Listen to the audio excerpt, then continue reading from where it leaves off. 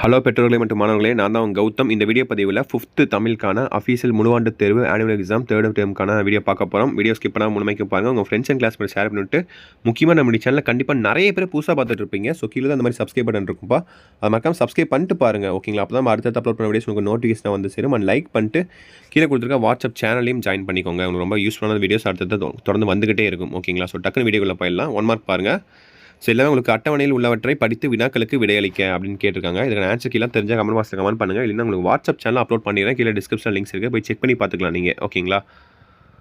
உங்களுக்கு ஆன்சர் தெரிஞ்சால் நீங்களும் கமெண்ட் பண்ணுங்கள். ஸோ அட்டவணையில் படித்து பார்த்துட்டிங்களா? அடுத்து பாருங்கள், சரியான சொற்களை தேர்ந்தெடுத்து நிரப்புக.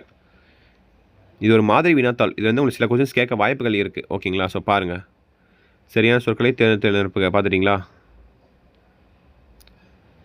இதுக்கு ஆன்சர்ஸ்லாம் இங்கேயே இருக்குது. ஓகேங்களா? ஸோ 6 இது இருக்குது, இங்கேயே 6 டேஷ் இருக்குது. கரெக்டாக படித்து பார்த்து எழுதுங்க. ஓகேங்களா?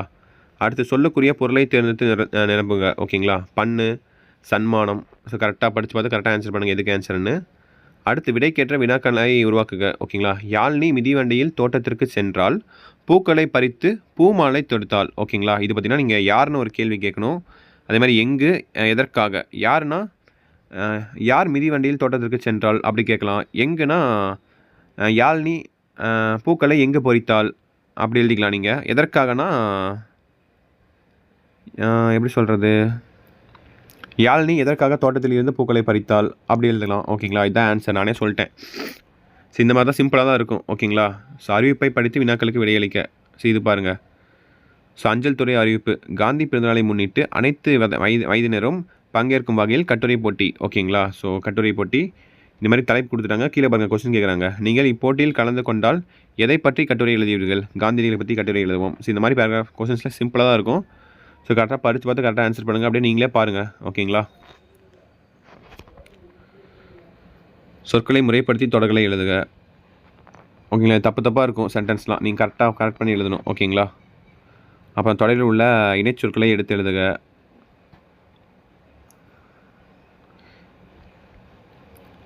விண்ணப்ப கடிதத்தின் பகுதியை நிறைவு செய்க.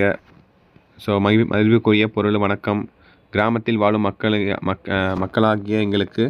ஸோ கரெக்டாக எதுக்கோசம் கேட்குறாங்கன்னு சொல்லி எழுதணும். ஓகேங்களா? ஊராட்சி மன்ற தலைவருக்கு ஊர் மக்கள் சார்பில் விண்ணப்பம் கடிதம். ஓகேவா?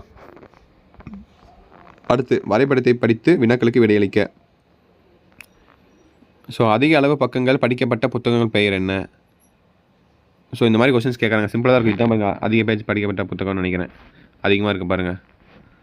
ஸோ இந்த மாதிரி படித்து பார்த்து கரெக்டாக ஆன்சர் பண்ணுங்கள். சிம்பிளாக தான் இருக்கும் எல்லாமே. ஓகேங்களா? அடுத்து குறிப்புகளை கொண்டு கதையை உருவாக்கி எழுதுக. 10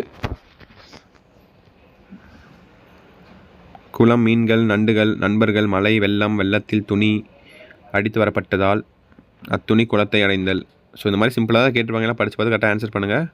10ஐ படித்து வினாக்களுக்கு விடையளி. இது சிம்பிள் தான்ப்பா. இதுலேயே உங்களுக்கு ஆன்சர் இருக்கும். படித்து பார்த்து கரெக்டாக ஆன்சர் பண்ணால் போதும், நீங்கள் கரெக்டாக மார்க் பண்ணிடலாம். சிம்பிள் தான் இதெல்லாம். கரெக்டாக படித்து பார்த்து கரெக்டாக ஆன்சர் பண்ணுங்கள். அடுத்து பாருங்கள், சிறு சேமிப்பு என்னும் தலைப்பிலான கட்டுரைக்கு பொருந்துமாறு 4 தொடர்களை எழுதுக. ஓகேங்களா? சிறு சேமிப்பு. ஸோ ஈஸியாக எழுதலாம் நீங்கள். சிறு சேமிப்பு ரொம்ப யூஸ்ஃபுல்லாக இருக்கும். அதை வச்சு நீங்கள் 4 எழுதினா போதும், 4 மார்க்கு. ஸோ வீடியோ எண்டுக்கு வந்தாச்சுன்னு நினைக்கிறேன்.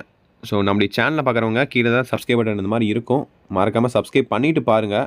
ஓகேங்களா? அப்போ தான் அடுத்தது வீடியோஸ் தொடர்ந்து உங்களுக்கு யூஸ்ஃபுல்லாக இருக்கும். அண்ட் கீழே கொடுத்துருக்க வாட்ஸ்அப் சேனல் ஜாயின் பண்ணிட்டு ஃப்ரெண்ட்ஸ் அண்ட் கிளாஸ்மேட்டுக்கு வீடியோ ஷேர் பண்ணி விட்ருங்க. ஓகே, மெட்ரோக்களை மற்றும் மாணவர்களை வீடியோ என் பண்ணிக்கலாம். ஸோ கண்டிப்பாக அடுத்த வீடியோ பதிவில் சந்திக்கலாம். ஓகேங்களா? ஸோ இங்கிலீஷ், மேக்ஸின், சோஷியல் வீடியோவும் போடுவேன். ஸோ பார்த்துக்கலாம். ஓகேங்களா? ஓகே சில குட்டீஸ், பாய் ஸ்டூடெண்ட்ஸ், பாய்.